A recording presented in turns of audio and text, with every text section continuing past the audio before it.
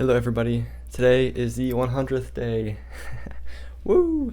And I'm here with 100 lessons that I have learned along this journey that I wish to share onto you. And I'm also doing this more so for the conscious recollection of these lessons because, as I'll get to, I definitely believe that putting in this active effort to actively recall the lessons that I've learned is going to really cement them and bring them into the front of my mind, I guess, just more often than whether just I was passively thinking about these. And so, without further ado, let's get into these. So first one is all about our sexual energy of all topics. So with this, I've come to recognize and truly understand and accept and really respect, out of all the words to choose, I've come to respect the sexual energy that we have and how it really plays a role in our creative expression. When we go out and we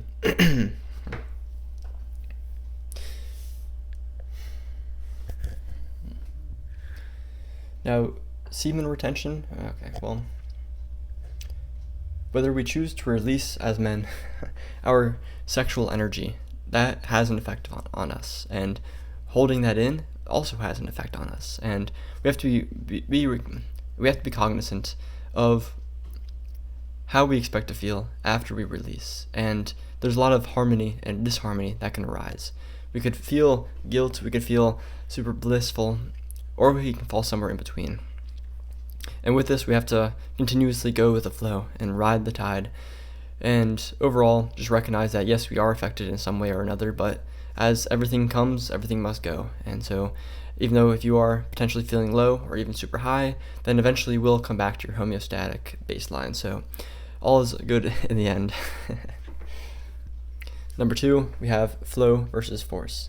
And with these videos, there's countless times where, including right now, I'm sitting down and I know that I have to make videos at some point today, and I have to film it. I have to first think of the idea. I have to film it. I have to edit it. I have to post it. I have to create a thumbnail.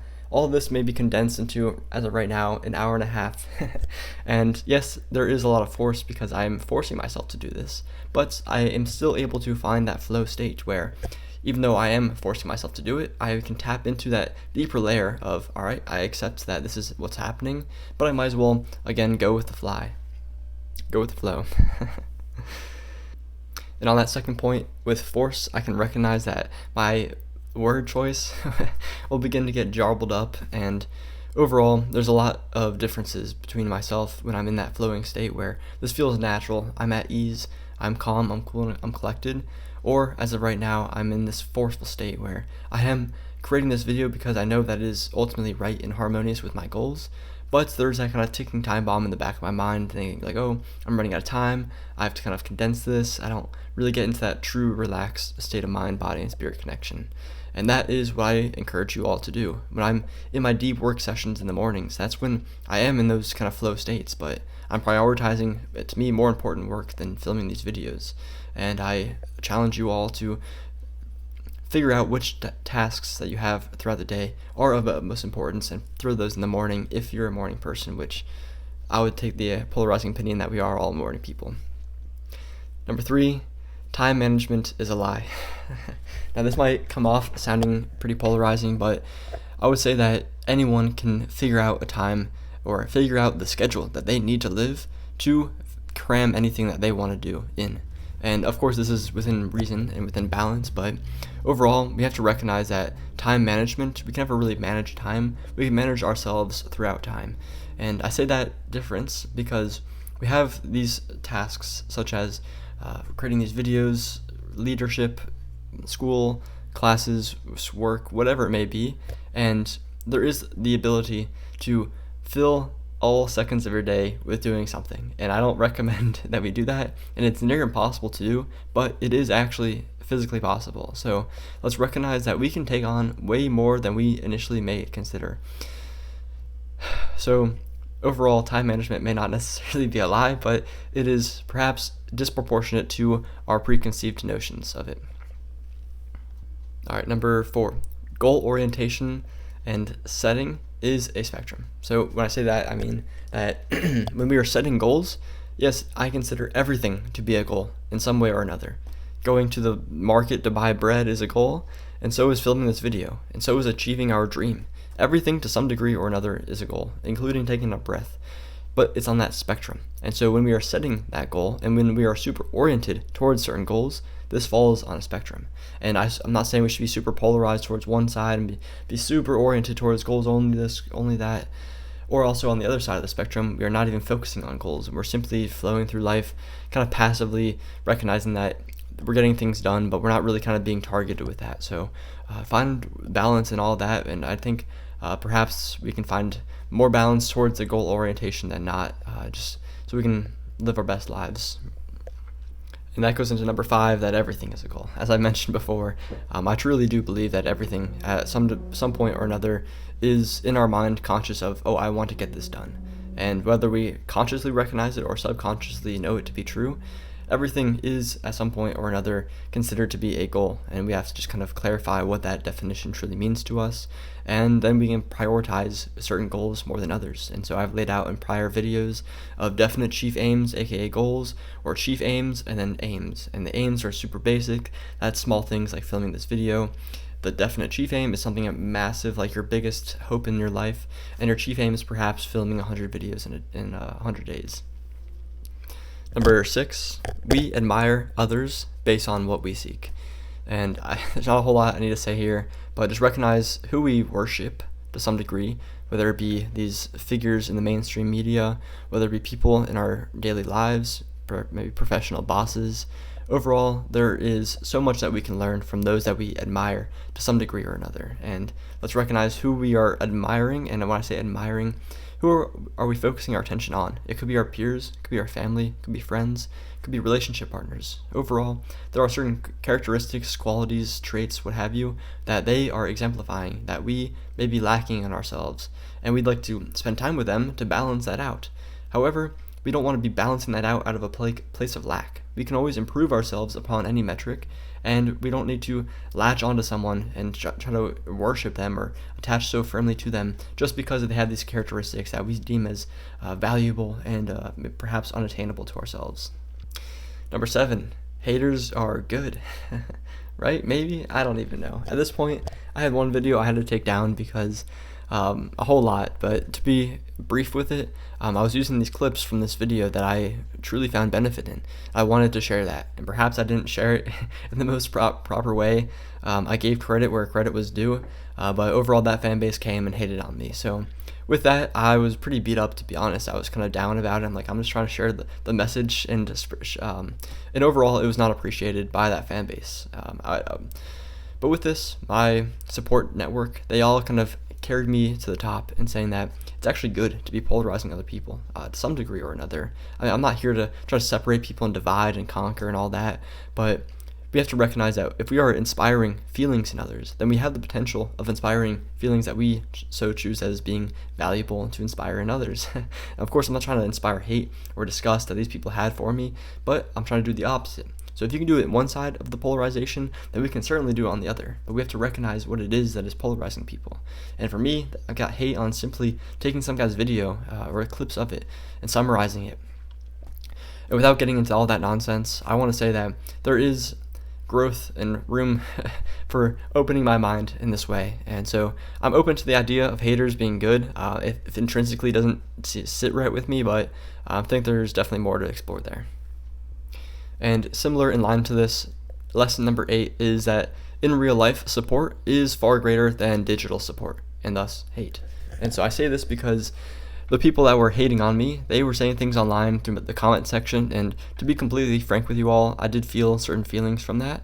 It didn't bother me to the absolute utmost degree, but it's far different than someone saying this to me in person. I mean, I definitely would react differently, but it's hard to compare because I was getting such immense love and support on my in real life network compared to this hate online, and I just valued that love so much more. So perhaps the lesson is that love is stronger than hate to some degree, but overall I think there is a metric that can be kind of quantified between in real life those that you're actually interacting with and those on a digital realm. And I don't know, there's more to say there, but whatever. Number 9, we have to balance creation and consumption. Those are two facts of what we do in a day. We either consume or we create. And on YouTube, for the most part, I was on probably 99 to 100% on the consumption. And now, here I am, 100 days in, I'm trying to balance that out by creating more. I'm not going to say that I'm creating in equal amounts of the amount I'm consuming, at least on the hours put in and hours taken out. However, I'm seeking that balance, and I'm fine-tuning how much I can really take in without feeling bogged down and really affected by the content I am consuming. Alright, lesson number 10 is this idea of requiring 100 hours to learn a skill. And this is something that I've heard thrown out on the internet before, and I really had this idea going into all this, and I'm wondering, if I'm creating 100 videos, then odds are I'm at least going to put in 100 hours. I definitely think I far exceeded that. However, I would not say I'm a master at this by any stretch of the means. Whether that be editing, filming, idea creation, posting, thumbnails, anything. I'm not an expert, but I am far better than I was on day one. So I think 100 hours is definitely subjective, and perhaps I could have been more efficient and effective with how I delegated my time. But overall, I would be hesitant to subscribe to the idea that once you put in 100 hours and you're immediately going to be at a certain level of proficiency. I don't think that's necessarily correct, and I perhaps definitely did not go down the 100 videos with the intention of solely trying to become a master at this. Alright, lesson number 11. I want to say that we can all create. Now, I'm not trying to push people away by saying that, 100 hours is nothing to become an expert, but that doesn't mean that it's not worth trying.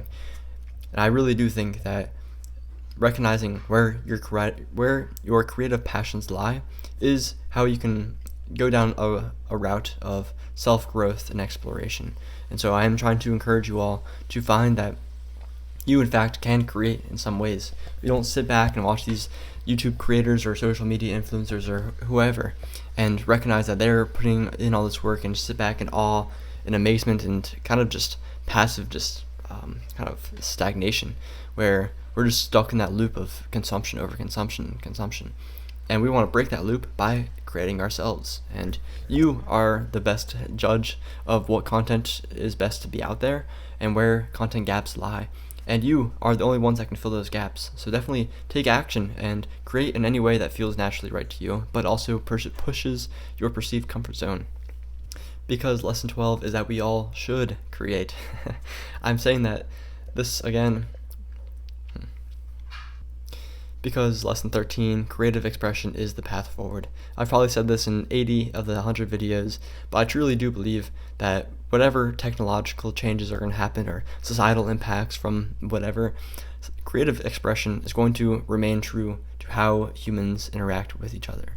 And I truly believe that you can find bliss in creating for others, for emphasis on for others. We're here to find acts of service that tap into our creative spirits, that push us to new ends, but are also in harmony with our work for others, for ourselves, for divine, and for evolution. And if you are going to create, especially tapping into that creativity, we want to recognize that lesson 14 is organization is imperative. And this means systems. We want to have systems in place that can make this process as simple as possible, from the act of having the idea to the act of having the artwork or whatever it may be fully published for others to see, or whatever that Z step is. From A to Z, you need a system in place, and the only way to fully have that system is to simply take action. You really need to start somewhere and recognize where you're lacking, what can be improved upon, what can be simplified, what can be systematized. And with that, you can find others to help you, you can do it yourself, you can even sell that system to others. There's so many opportunities here, but all you have to do is just take that first step. Lesson number 15 is 3 pillars. There is sleep, diet, and your sexual energy. And for me personally, I am affected at least by sleep, secondly by diet, and mostly by sexual energy. And this is also acutely. In the long term, I'm sure all 3 will probably be in the inverse, but overall, my creative expression, my overall energy levels, how I'm feeling naturally, are significantly declined when those 3 are out of whack, in the most form of the sexual energy, and the least form of sleep. I mean, I like to say that my absolute dream in life is to be able to sleep without setting an alarm, because I really do value my dreams. However, I can get by on a little amount of sleep for the day or two, but long term that's going to affect me. But overall, having very low sexual energy overall, day in and day out, that is going to absolutely plummet any ability I have to create. And speaking of that, lesson number 16 is that procrastination kills. You cannot be procrastinating in life and want to achieve any kind of goal and want to feel some type of blissful feelings. And what more are we here to do than feel bliss for ourselves and others? And we achieve states of bliss when we are working in harmony with others. At least that's one way of doing it.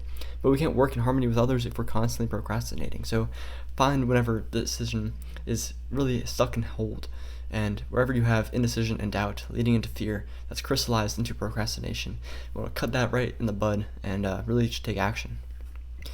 And one way of taking this action is lesson number 17, which is recognize who you're doing this for. There are so many times where I'll be making these videos, and in the back of my head, I was imagining someone, whether it be a peer, a family member, a friend, whoever. I was imagining them and their reactions to watching these videos. And while that guarantees the act of this video creation is being fulfilled, it, however, really just dampens my ability to create from an authentic, genuine place from within. And I'm saying there's goods and bads. There's pros and cons to this, but overall we have to recognize who exactly are we doing this for. I mean, I might have started this process with the mindset of I want to create these videos for my future grandkids who perhaps may not know a whole lot about me. Hopefully my time doesn't pass by then, but I want to make this for my future generations to learn more about me and my thoughts that I would love to impart onto them. And overall this has changed over time. But when you are taking action for some kind of a creative endeavor, let's recognize who exactly are we doing this for. Ideally, it should be for ourselves, for others, for divine, and for evolution, in whatever way makes sense for you. That's what I believe, at least. And lesson number 18 is time is weird. Time is super weird. I mean, there's so many times that I think back to these 100 days, and I can recognize like that seems like 100 days, but not really at the same time. Overall, when we take action consistently and we track it quantifiably, time is really diluted in some way or another, whether it's more or less. There's so many different changes that happen in our minds, and when we kind of extrapolate this to a whole lifetime worth of time reflection, then time is even weirder. So I encourage you to take action and reflect because it is an interesting experience. Lesson 19 is writing scripts versus speaking fluently. So overall, creating these videos from day 1 to day 100, my actual video creation process has changed drastically, and I definitely have not learned the final say of what I'm going to do, because speaking flowingly, as I put it, is efficient in terms of getting the authentic idea out, but it is not as effective of getting it done in the first take. And I actually really respect those that can film in one take, and I think that would have simplified this process a whole lot, but I'm not quite there yet. I try to be, and I'm working on that. But writing scripts is not the way I want to go. I'm not trying to, yes, I do like to type and write essays and what have you, but I'm not trying to type those and then read them. I think AI plays a role in all this, but overall, I think a balance between the two is going to be good, because I want to get the fully fleshed out ideas that can come from writing, but I want to be able to speak them from my mind. That's kind of the goal, and that's only coming from speaking fluently. So a balance is definitely desired and worked upon. Lesson 20 is that consumption matters. And so I try to start my days without really going on my phone whatsoever. I've noticed big differences in my days when I either start on my phone, looking at my notifications, being reactive to whatever pops up on my phone, or even driving to work and listening to a YouTube video or some kind of song or what have you. So I really do recommend Joseph Rodriguez. He has been instrumental in me being able to get into these flowing states. I can go back in time and say that when I started the 100 blog posts that I did back in 2021, I did 100 blog posts pretty much to only Joseph Rodriguez videos. I found them that powerful to me that I wanted to take notes on them. And that was such an instrumental part of my life that it really inspired me to be where I am at today with these 100 videos.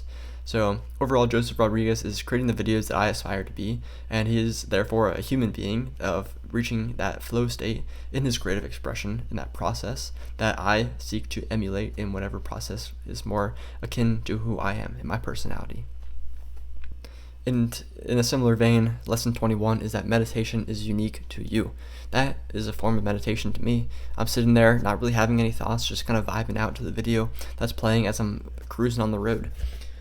But for others, meditation could be sitting in a vipassana, whatever the word means, and they're really kind of all day and all night. And props to them.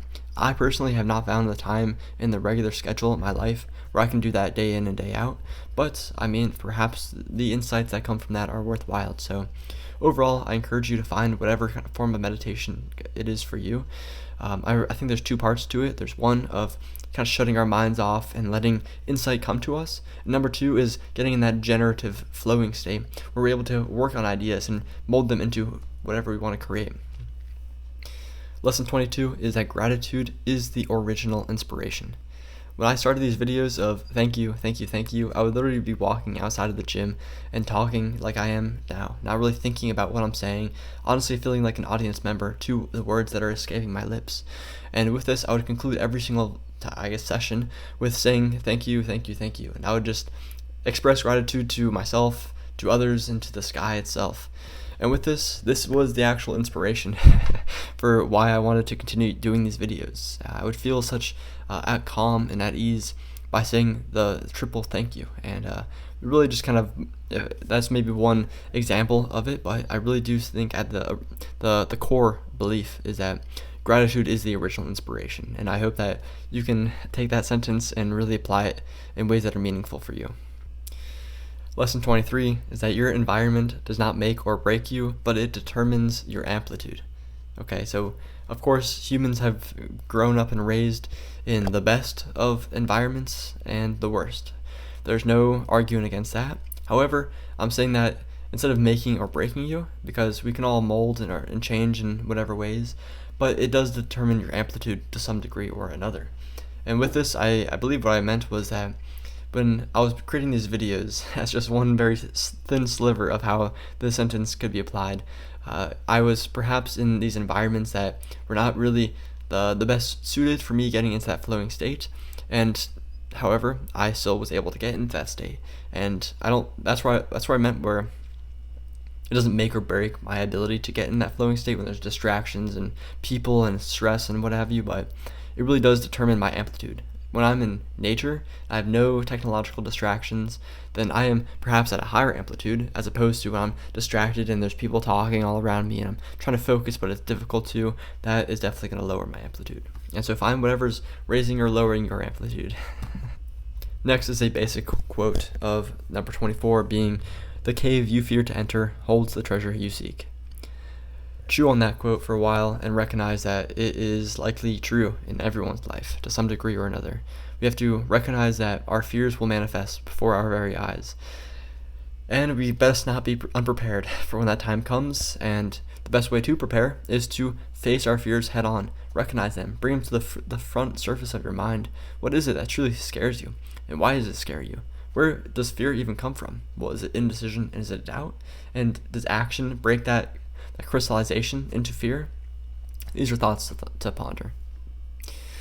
Lesson number 25. When the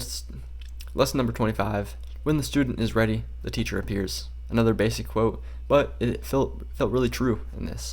That when I, as a student, was trying to learn certain aspects of this creative expression, the process that one goes in when they're trying to reach that flowing state, the teacher, and whether that be Joseph Rodriguez or other YouTubers or other people in my life that I'm actually directly learning from and experiencing life with, these people have come into my life at a time where I'm able to extract lessons and apply them into my own life, and there's no way I could have forced that to happen. I'm simply sitting back and letting the universe unfold before my very eyes, and it is such a delightful process to be part of.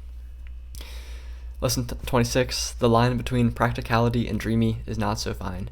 And I must have been on some kind of mindset when I wrote this, because thinking about it now, I don't exactly know what it means, but overall, I would say that I tend to be more dreamy rather than practical. There are so many times where I just surround myself with those that are actually grounded in reality. It's helpful to have friends with engineers who are actually the ones building the fine tweaks of everything that you're envisioning with this grandiose vision of yours. However, we have to recognize that there is a massive line between what is possible, what is ideal, what is so far out there that this world would be so improved if this was real, and what is actual practicality. So with these videos as an example, there's so many times where I'd be filming these videos thinking, oh, that'd be an awesome transition, or that edit would be so fire. But in reality, there's only so much time in the day. I have so many other obligations that I'm trying to spend my time on that I really couldn't spend any time editing to create those. So my apologies for these videos not being the most high production quality. That's not my intention. However, at some point in the future, it may very well be. So stay tuned. Lesson 27, focus on your dreams or someone else will. Now this arose because honestly for medical school, there's so many times my parents, other people would say, oh, going to medical school has been your dream, why aren't you more excited? And overall, I would say it is a dream of mine, but I have many dreams. I want to live on an island, I want to not wake up to an alarm. A lot of these dreams are conflicting with one another, so oftentimes I really need to refresh myself with what my true dreams actually are, what is the kind of priority of which I want to work on, and which ones are too grandiose for me to really focus on in this time and in this place. Because if I don't, then others are going to implement their dreams into me, get me to work on things that maybe are in their self-benefit, whether that be egotistical or not. So there's a lot to that, and I think you can find benefit in considering that idea as well. Lesson 28, monk mode is useful, but don't go too extreme. And by monk mode, I mean that we're taking a break from social media. We are literally not sharing anything digitally about ourselves. We're literally acting as monks. We're going into our kind of Zen focus for as many hours of the day as possible, and we're resting, we're eating, we're exercising, but not a whole lot else. And I definitely think there's use to that. I used to do this back in school to some degree or another, and overall there is a lot of use that you can gain from it, but overall, I mean, there's definitely cons to being a monk in whatever way is applicable to you. So let's recognize that we can perhaps take breaks from social media, from really kind of egotistically posting about ourselves, and there's a lot of benefit to that. But we also don't need to judge others for posting about themselves. So overall, there's a lot to further digest there, but take a break here and there. All right, lesson 29 is deep. I personify my self-judgment into a handful of people from my past, and I do this by checking my dreams. So throughout my dreams, there are a handful of people from my past that they come up quite often. And without naming names, these people have definitely personified any kind of self-judgment that I have about myself. And I've recognized this, and I'm further understanding and accepting it. And overall, I think there's a lot to be understood about our dreams, and this is just probably one extrapolation of that, but I challenge you to do whatever you can to have dreams that you can recall in the mornings. That is perhaps one of the most empowering things about life itself, is being able to traverse to different dimensions and experiences just in our dreams. I don't need to further explain the benefits of dreams, but let's think deeper about what we're seeing. Oftentimes, what we're seeing is just playing out in our very minds throughout our conscious waking hours. And we can take these archetypal stereotypes and see how they're personified or perhaps anthropomorphized into humans in our dreams. And overall, man, just dream and enjoy it. Lesson 30. Know your limits or push yourself until you do. I don't need to say a whole lot more, but you can always do more until you can't. For me, I was trying to do these videos, and on top of that, I found this program called the Flow 60 by the creator Mike Chang, and this was a program that I was looking for to help with my injuries. I have a lot of tweaks here and there, and I have a morning and an evening routine to really kind of stretch out my body and get loosey-goosey, but doing this day in and day out, I was still getting injured, and so I wanted to have something that I can do that can help my body beyond what I was currently doing. In this Flow 60 program, which I thought was it, but however, this required me to spend 60 minutes a day working on this program that I was already gobbling up time with this and with everything else. And so honestly, I found my limits by pushing myself a bit too far, but it helped me really kind of refine and recalibrate my focus on how much I can actually do without becoming overwhelmed and overburdened. All right, so lesson number 31. Learn love languages of your friends too. Perhaps you know the love language of your significant other, and that's great. But we can recognize this, that our friends are also having love languages as well. And so, as an example, I have a friend that oftentimes I recognize that I need to spend time with him or her. And I have to do this because they need help, and I'm dependent upon them and their ability to create to some degree or another. And if I'm devoting myself to help them get away, or at least as far away as burnout from possible, then I'm helping myself to some degree.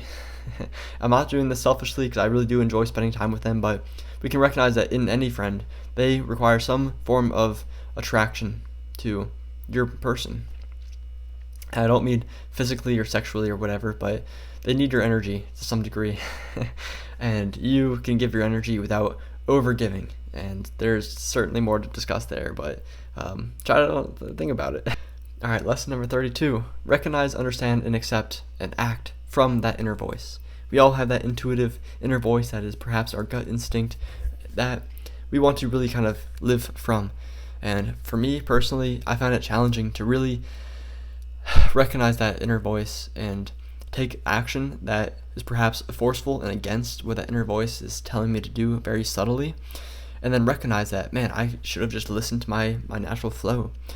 And I recognize this when I'm driving to work. When I change lanes, I'm like, man, why did I change lanes? I didn't really need to. It kind of felt forceful. I was kind of maybe speeding and perhaps cut someone off, and then all of a sudden the other lane opens up, and here I am stuck behind this slow school bus or whatever. So there's definitely different lessons in life that we can learn from the mundane tasks that are all kind of relating back to this inner voice. Lesson number 33. Knowledge that you're on the right path will make itself abundantly clear. And let's not dwell too much into this, besides recognizing that there's synchronicities, there's signs, there's right people, environments, circumstances, and information that'll present itself along the journey that really reaffirms the belief that you're holding at the forefront of your mind. That's why affirmations are important. That's why I can check the time right now and see 11:11, and I can think nothing of that, or I can see it beyond the numbers that are presented my way. So overall, just recognize that you can extrapolate meaning from anything in life. Don't go overboard, but also have fun with it all. Lesson number 34, get over others' opinions by first getting over your own. We have to find where that inner voice is that's perhaps putting us down. And if we can overcome that by self-love, unconditional self-love at that, then we can really take on anything that's external to us. Once we have that cool, calm, and chill equilibrium, then anything that's coming at us, we can just combat, we can defense, we can shield it, we can attack it if we really need to, and we can always come back to that cool level head that we have. Lesson number 35, competition versus inspiration. Says a lot. And when I say this, I think that there is a lot to the act of creation. And with this, we can recognize that perhaps we are creating based on this inspiration to create something new. I know Peter Thiel, he always talks about this, that competition is never going to work out in the end. And so I personally don't think a whole lot about competition because we are all so unique. We all think differently. Yes, technology may kind of funnel us into certain kind of predefined thought patterns and modes of action, but overall there's still so much room for growth. And by trying to actively create things that are beneficial for ourselves, for others, for divine, and for evolution, then inspiration is always going to be the key forward. Lesson number 36 is kind of taking a step back and saying that 2-minute videos are my highest viewed videos. I found that to be interesting and perhaps touches on the topics of attention span and time waste. And with that in mind, I'll move on to the next one. Lesson 37, mixed feelings about making videos about present issues. Okay, so I was going to make a video about Kanye West way back when, and honestly, I don't even want to say exactly what I was going to say because he made other content that exactly contradicted what I was saying, and I was actually grateful I didn't make that video and post it. So overall, we have to recognize that I'm trying to create videos that are here for a lifelong, for anyone to experience, whether that be my grandkids, whether that be you right now, or it be aliens from 50 zillion years ahead. Overall, these are hopefully lessons that can be applied to anyone's life at any time, and there's different values in that than talking about the present day issues, and this is just the mode that I wish to travel. Lesson 38, life eventually must be taken one day at a time. And so I started these videos trying to schedule them one day in advance, where I was creating video 100 on day 99, but here I am at 11:15, and it is definitely on day 100. So eventually life, no matter how far ahead we think or how far in the back, in the past that we kind of reflect, eventually we kind of recalibrate back into the actual present moment, whether we want to or not. And that is natural. I mean, it feels right. I mean, here I am sitting in this room. It's best that I'm kind of taking on life from this room as opposed to being somewhere else, because eventually there's going to be kind of some kind of effects from that are really just not worth our while. Lesson 39, we have solo feelings are less greater than collective feelings. And I say this in regard to walking in nature. And again, I don't even know where this came from, but I think the idea here is that when we are so when I'm walking in nature, I'm creating these videos from a flowing state. Take video number 98, for example. I have absolutely no idea what I said in that video. I was literally just talking to this microphone, forgetting that I was even a human body walking in the woods. I was just out in La La Land mentally, and it feels good to be there. With the balance, for sure. I'm not there 24/7. I'm not there right now, but that inspires feelings within me, and here I am creating that video 98. I post that for others, and I share that with my significant other, and she had no idea what I talked about. So that inspired solo feelings, which I'm arguing are less greater than collective feelings. When I'm able to sit down and put a cohesive video together that is inspiring feelings in myself and in others, then we were having collective feelings, which I am saying is greater than solo. Video 40, or lesson 40, is low depth and high breath challenges versus high breath. Wait. Oh my gosh. All right. Lesson 40 is that low depth, high breath challenges versus high depth, low breath medical school.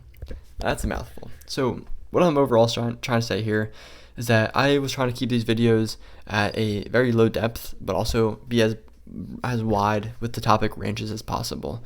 And of course I could have gone wider, and I definitely could have gone deeper, but I find that as I'm preparing for medical school, that is, like, in my eyes, the definition of high depth, low breath. I guess I'm here to learn the breadth of the human body and all this and all that, but I'm here to specialize in some degree.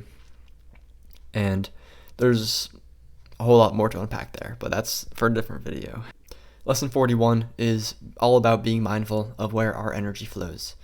We have to recognize that day in and day out, we are giving our energies and we are taking energies in. That is just how nature appears to work. And we have to be cognizant as much as possible in the present moment of what is draining us, because then we can apply the right action and really remove ourselves before it's too late. And again, everything is going to bring you back to that baseline unless you are deceased. But there's always time to grow and to learn, and have just patience with yourself as you learn along the journey. Lesson 42 is learn by doing, reflecting, and having fun. Overall, with these videos, I'm having fun and I'm learning at the same time, but I'm actually actively doing, aka taking action, and I'm reflecting along the process. It's been more challenging to properly reflect along the process because I'm so in that mode of doing and having fun, but those three together really do attribute to learning. I tend to do that with medical school. Lesson 43 on the topic of medical school is the difference between speaking true thoughts versus professional attachment. And with this, there are so many times that I've had thoughts that I've limited myself from sharing because I recognize that who knows who's going to watch these videos.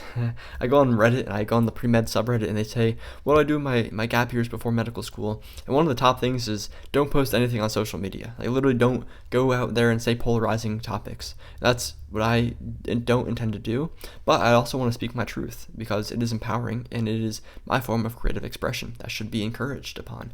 So there's that fine balance that hopefully I'm not going too far in either direction, but I also want to inspire feelings because some of our favorite creators, odds are, that they are disregarding that professional attachment. They've fully delved into speaking their true thoughts, and there's something empowering about seeing others do that. However, we have aspirations that perhaps are for the long term, so taking these short action shortcuts are not always the best. Lesson 44. There are steps to overcome self-judgment based defense mechanisms. But what's next? So we recognize that we can overcome our own self-judgment, and oftentimes this self-judgment is limiting us from active creation, such as creating these videos. Perhaps I would judge myself before even taking these first steps to film the first video, and that is a defense mechanism. But what goes beyond that? What do you do when you recognize that that is a self-defense mechanism from having this judgment of others or even of yourself? Well, in my eyes, it's just simply taking action. You can dissolve all this stress by simply doing, and that is something I probably repeated at least 1,000 times at this point. Lesson 45, what you seek, seeks you. Think about it for anything. I mean, we love to think about it in terms of positivity, in terms of feelings. If I'm thinking positively, then positive things are going to come my way. But the true is about the inverse. So overall, just recognize that When you really do seek something in life, whether that be mentally, physically, or etc., then odds are it's going to find you in one way or another. So have that faith for yourself, really boost yourself up as high as possible, and set yourself to have the highest goals possible, because you can achieve and attain them. Lesson 46 is a bit out there. I was considering this idea that I've heard online about DMT, the chemical being released upon death, and how it's similar to this. When I'm sitting here creating these 100 lessons that I've learned and filming them right now, is that any different than the idea of we have this kind of hallucinating experience where perhaps life flashes before our very eyes and we're able to reflect upon our entire life and time is dilated so much? That's what I feel like I'm doing right now. I've gone through these 100 days, and on day 100 I'm actually doing 100 lessons. I feel like I'm just like further like zooming in, and overall it's fun. I mean, I'm enjoying myself, but I also seek the end. So perhaps I will when the time comes for life itself. Lesson 47: creating high production quality YouTube videos is a skill, and I do certainly hope AI comes to play to help lower that barrier of entry. But I really do respect those of you. Hopefully you are one of them that are actually putting in that high quality work. Shout out MJJ, because this man is putting in that high quality work, and seeing that firsthand in person is impressive. And let alone the people with millions of subscribers that are putting that in with whole teams and processes in place. My respect is out there for you all. All right, lesson 48: being technical versus non-technical is a major cross-domain divide. And I've heard the counter argument of that everyone is a developer, and I like to tout my own horn on that, saying that I disagree to some degree or another. But overall, I would say that being technical is perhaps different than being a developer, because some of us are technically focused and others are not technically focused. And I personally would not consider myself to be technically focused. I don't want to sit in front of a computer and learn the ins and outs of everything and really devote myself to attain that highest level of skill that's necessary. That's simply not what I'm trying to do. I'd rather do that exact process before the creative aspect. I'd rather be sitting here talking about myself or talking about you all, talking about life itself, but actively talking. Is that technical? If I'm doing that from within, perhaps it is, but if it is, then maybe I am a technical person.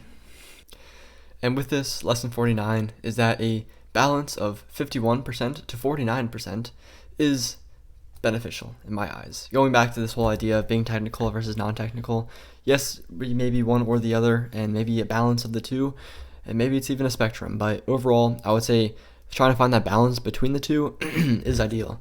And me, as perhaps not the most technical person in terms of a computer and technology and all that, I like to consider myself to perhaps ideally be 51% non-technical and 49% technical. That way I'm kind of dipping my toes in both, but I'm also leaning towards one direction over the other. All right, lesson 50. Let's give a brief pause and say that overall, these 100 videos, they're coming from a long stream of similar events to this.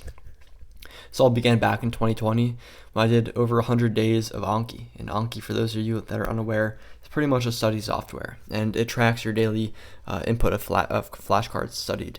And I made it my goal for at least 100 days. I think I did well beyond that, but I did 100 days in a row of learning Anki. And then come 2021, I did 100 days of blogging, and that's something I did unconsciously as the stepping stone beyond the Anki. But now, here I am, 2022, filming these 100 videos, and this was consciously a stepping stone from blogging, and now consciously from Anki. So now I can recognize, like, what's next. As 2023 quickly approaches, I definitely don't want to do anything for 100 days straight anytime soon, but odds are I'll probably find myself doing something. So when I finished the blogging, I really wanted to make 10 chapters and kind of boil everything down and dive deeper into those, but I didn't enjoy doing that, and I stopped after like 3. So I don't know if I burnt out from doing the 100 days and immediately trying to jump into that, but overall, I like the idea of doing the long-term form of content for now. I don't think that'll stay true forever. All right, lesson 51. Think long-term by living in the moment and connecting the dots looking backwards. I'm sure Steve Jobs or someone like that said this, but overall, the way to really understand what trajectory we are on, it is best to recognize our present moment and how we got here by reflecting on the past. And we're not doing this to control how we're going and moving forward, but rather to give ourselves a pat on the back and appreciate how far we've come and the direction that we've taken and how life has molded us in this way, whether we want to or not. And oftentimes we have low-key subconsciously wanted to. Lesson 52 is understand the path forward by setting intermittent intention and regular check-ins. And so what I did was I like to go on a weekly walk at some point on the weekend. Ideally is a time just to escape from everything and really just reflect on everything I've been going through and everywhere I want to be. There's so many times that new ideas will come to me, new insights, new acceptance of myself. There's a whole lot that I'm able to really unravel. And having this time intermittently is really important to kind of regularly check in with myself. Lesson 53. Coming up for a breath of fresh air is imperative to working for the long term. And with this, I mean sort of vacations to some degree. And let's recognize that we cannot grind 24/7, day in and day out, 365 for years on end without really taking a break. We need some kind of stress relieving activity. For some it's vacation, for some it's food. Recognize whatever it is for you. Ideally, it's beneficial to you, to others, to divine, and for evolution. And in a similar vein, lesson 54 is acute short-term and long-term stress relief activities. These are very important. For me, there's either daily, weekly, and then long-term, like more than that, activities that I like to do. In the short term, acutely, it is going to the gym, it's reflecting as I'm drifting off to sleep, it's meditating, it's yoga in the mornings, it's stretching in the afternoons, it's hanging out with my family, things of that nature. And my friends as well. Short term, it's weekly, like I said, those walks. And long term, it's vacations. It's more than this love with the significant other, blah, blah, blah, yeah. Lesson 55, benefit and cost of imagining family watching all these videos. Okay, so as I already mentioned this before, I would create these videos and others in my mind would be watching and I'd be like, well, do I really want to go down this mental thought pattern and really verbalize all of this? How would my family react if I said all this and all that? So it definitely was applied in pretty much every video, whether I like to or not.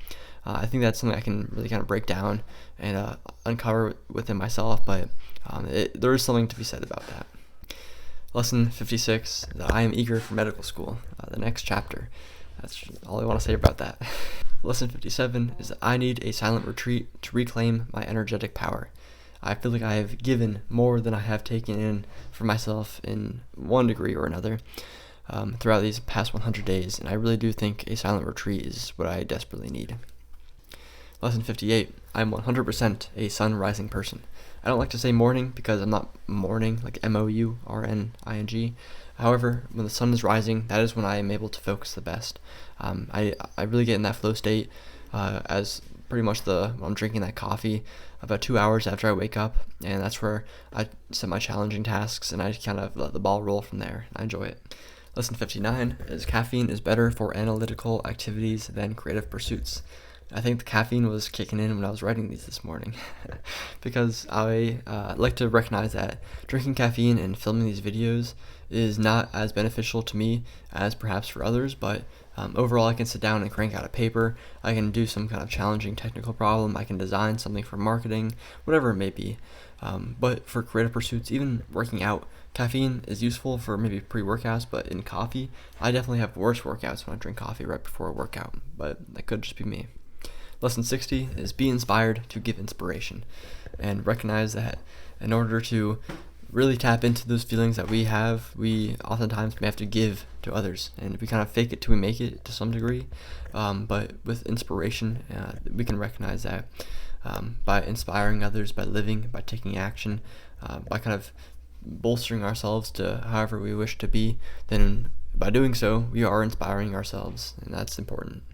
Lesson 61, spirituality is what remains when taking a rest from your stress relief. So let's say going to the gym is your stress relief activity. Well, odds are you're not going to do that 7 days a week, all day, every day, for 365 days a year. However, I would like to say that spirituality, or having that kind of human spirit, is what will remain when you're just sitting at home taking a rest day from your stress relieving activity, which is going to the gym. And when you sit in that peace and quiet and the silence, that is really where you learn about yourself. So enjoy that process. Lesson 62.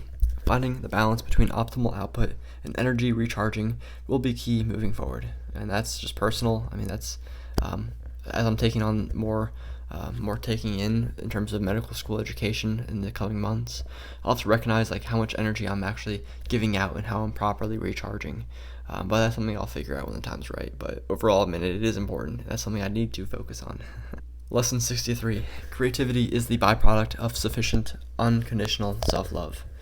I don't really want to go too deep into this, but overall, when we are mentally at a place of ease, because we have that unconditional self-love for ourselves, no judgment, no negative self-talk, etc., then that's when your creativity really will flourish. Lesson 64, fake it until you make it. Impersonate the version of yourself that you wish to be. I think I talked on this earlier, but yeah, that's the idea. Lesson 65, I'm sorry I'm flying through these because I only have 22 minutes to upload this before midnight strikes, and I don't know, I'm keeping myself to that. So next is 65, optimizing your audible messages versus visual editing, AP versus MJ, balance. I mean, overall, I was trying to optimize for this audio, for actually the words I'm using to generate an idea and share that to others in a meaningful way. And Michael was doing so visually. I mean, he also had very powerful video ideas in terms of the topics. But I think we were both trying to optimize for separate purposes. That overall, I think that balance between the two is definitely the goal. I think it's probably true for any topic or any idea. Lesson 66. I recognize the importance of analytic optimization, but I don't care. So I find people to do what I don't want to do. We can recognize that we don't have to do everything in life that is really going to optimize us towards setting some kind of goal that is achievable. So for me, analytics and optimization with that degree in terms of creating these YouTube videos, I don't really care. I just want to make these videos and have fun with it. And I can find someone, if I had the money, well, ideally I will have the money at some point, to have these videos be optimized for the target audience that can actually grow and make this YouTube channel into something more than it currently is. But I personally don't want to do that, so I'll keep on grinding until I can afford to pay someone else to do it. That's just how it is. I recognize that and I accept it. I don't need to fight that. Lesson 67. We hold all of the answers within, so we must optimize the questions that we ask. Think about that. Lesson 68. Fasting is useful beyond belief. It's so much easier to create these videos when I have an empty stomach. I have an empty stomach right now. I'm not necessarily fasting intentionally, but when we're not actively digesting in that rest and digest, perhaps we get into more of a fight or flight mindset, but perhaps maybe we even find a balance between the two, and we can really tap into that kind of flow state. So I definitely am hesitant to eat breakfast in the morning. I prefer to break the fast with my lunch time, but I mean, everyone knows with their own bodies. Lesson 69, we can learn anything we want. Don't limit yourself. Learn quantum field gravity, quantum field physics, learn gravity, learn philosophy, learn anything and everything that you truly are inspired to learn, and feel free to jump from topic to topic. Spend your time how you want, but recognize that there's no ceiling, there's no lid, there's no cap on you for who you are. Lesson 70, test your knowledge through public perception. Encourage honest conversation.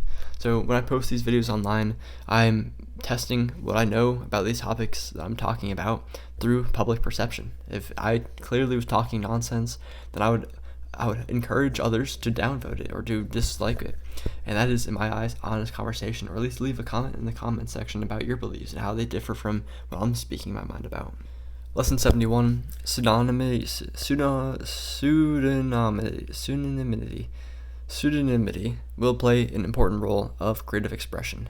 Maybe. I mean, less professional restrictions, perhaps. So overall, pseudonymity is the idea of, we have these public personas that, let's say I'm Boris Life.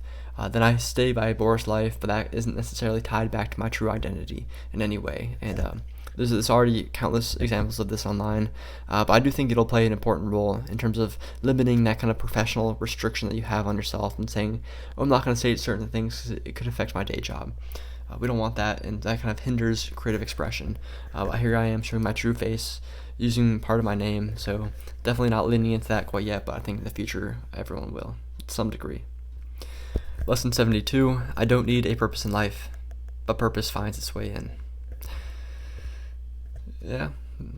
Lesson 73, the sun helps ideas grow and sprout. I'm going to keep on just kind of hammering through these because I need to go to bed soon. Lesson 74, the harder the going goes, the more exponential the possible gains are. And think about the heart rate that you're having when you're sprinting home after your run, when you're finishing that last mile, that last few meters, that last feet. The harder the going goes, the more exponential the gains are in every degree, every domain. Lesson 75, healthy competition is harmonious with life itself. Think biology. Lesson 76, balance between optimizing for our goals and enjoying life is important. In terms of platforms and profitability, we have to recognize that we can optimize solely for the goals that we're setting forth, but we also want to enjoy our life and perhaps play video games, but finding that balance between the two is how we truly optimize for whatever we truly want in life, which is perhaps bliss or, yeah.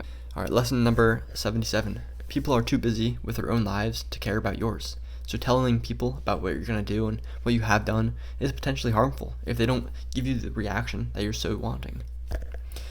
Lesson 78, if you can create in awful environments, then what happens when the environment improves?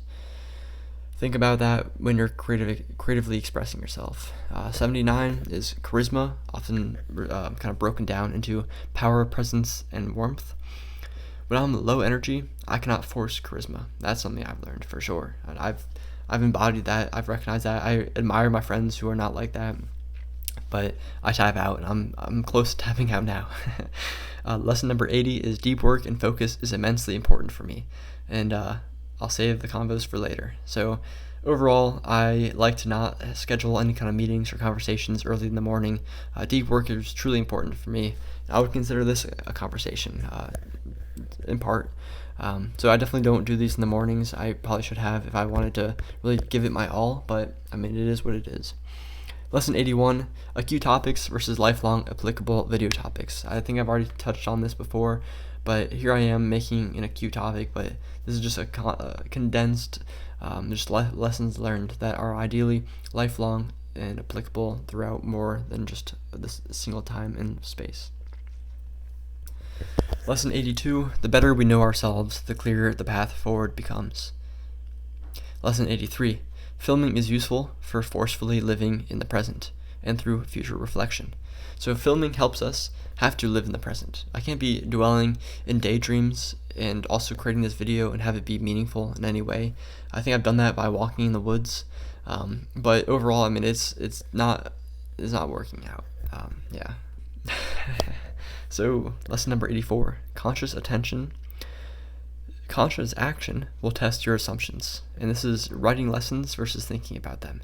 So, by consciously taking action of writing these lessons, it is far greater than me just simply thinking about them passively. And I think that's what I touched on in the very beginning. Lesson 85, protect your identity by growing your identity. Think of those games where you have to consume other blobs to grow into a bigger blob. We can protect our identity as I'm a male, I am this, I am that, by taking on more than just that. So I'm perhaps a YouTuber. I'm growing my identity, and that is thus protecting who I see myself as. And I'm sure there's cons to that, but I think it's interesting to explore that. Next, we have, if cardiovascular exercise is a generator for ideas, then there's some kind of connection between the heart and our thoughts, and perhaps that's coming from our blood. Number 87 is, despite global events, there is a meaningful role for each of us to play.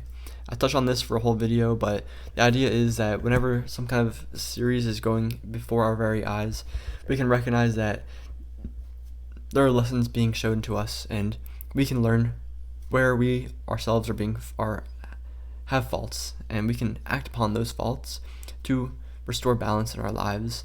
And oftentimes those faults are personified on the global stage. Lesson number 88. Your patience is perhaps the most meaningful signal that you display to yourself and others. So find comfort in the uncomfortable, because your patience will really signal quite a lot about yourself, about what you're working on, and how much you're greedy and all that. So lesson number 89 is, there's always a more efficient path forward, but action surpasses excessive planning. Lesson 90.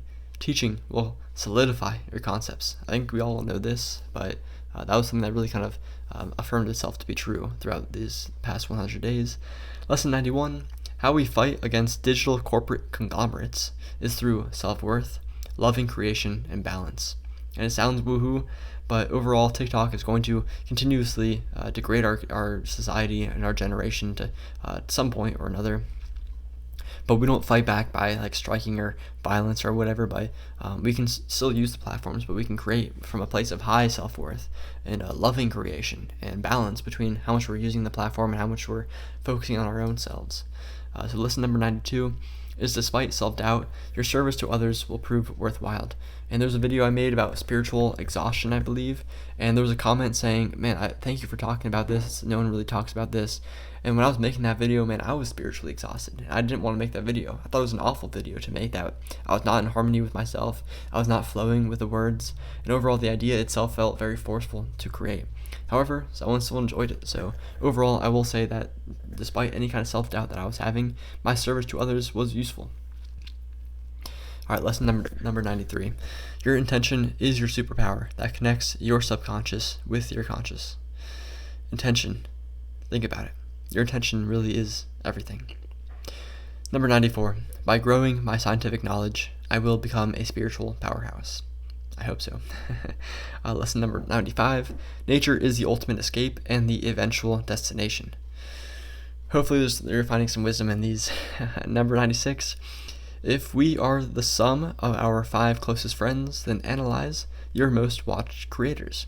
Let's extrapolate this beyond our IRL friends. There's so many times that we're devoting more of our energy to these digital creators than we are people in our actual lives that we're actually interacting with IRL. Lesson number 97.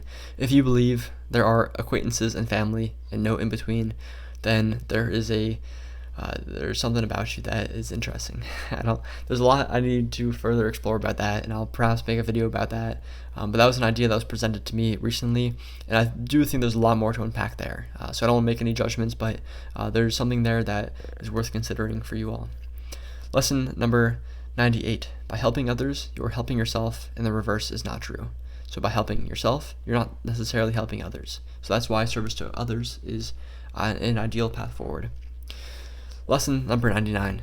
Creating 100 daily videos improved my ability to speak, to flow, to generate ideas, create digital art through thumbnails, use editing software, accept criticism, overcome self-doubt, consolidate and reaffirm beliefs, and lastly, doing this improved my ability to respect others and their crafts through a more enriched understanding of the human spirit. So lastly, lesson number 100. I am thankful for you all. Seriously, thank you. Thank you. Thank you.